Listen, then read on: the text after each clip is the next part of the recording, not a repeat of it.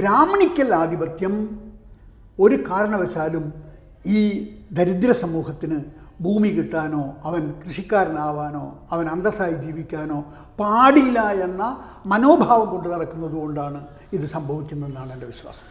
ഈ നിയമം പാസ്സാക്കപ്പെട്ടതിന് ശേഷം കേന്ദ്ര ഗവൺമെൻറ് അനുവദിച്ച് കൊടുത്ത ഭൂമിയിൽ നിന്ന് കുറേയേറെ ഭൂമി ഉമ്മൻചാണ്ടിയുടെ കാലത്തും VSൻ്റെ കാലത്തുമായിട്ട് വിതരണം ചെയ്യപ്പെടുകയുണ്ടായി.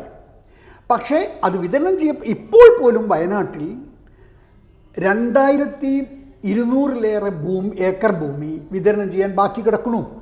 അനുവദിച്ചു കൊടുത്ത ഭൂമി കേന്ദ്ര ഗവൺമെൻറ് ഫോറസ്റ്റ് ഡിപ്പാർട്ട്മെൻറ്റ് ബോർഡ് അവിടെ വെച്ചിട്ടുണ്ട്. ഈ ഭൂമി ഭൂരഹിത ആദിവാസികൾക്ക് വിതരണം ചെയ്യാനുള്ളതാണ്, ഇത് ആരും കയ്യേറാൻ പാടില്ല എന്നൊക്കെ പറഞ്ഞ് ബോർഡ് വെച്ചിട്ടുണ്ട്. പക്ഷേ ആ ഭൂമി ആദിവാസിക്ക് വിതരണം ചെയ്യാതിരിക്കുന്നതിൻ്റെ കാരണം ഭരണകൂടത്തിൻ്റെ തലവന്മാർ ഏത് രാഷ്ട്രീയ പാർട്ടിയുടേതായാലും ഭരണം നിയന്ത്രിക്കുന്നത് ഒരു ബ്രാഹ്മണിക്കൽ ആധിപത്യമാണ് എന്ന് തന്നെയാണ് ഞാൻ വിശ്വസിക്കുന്നത്.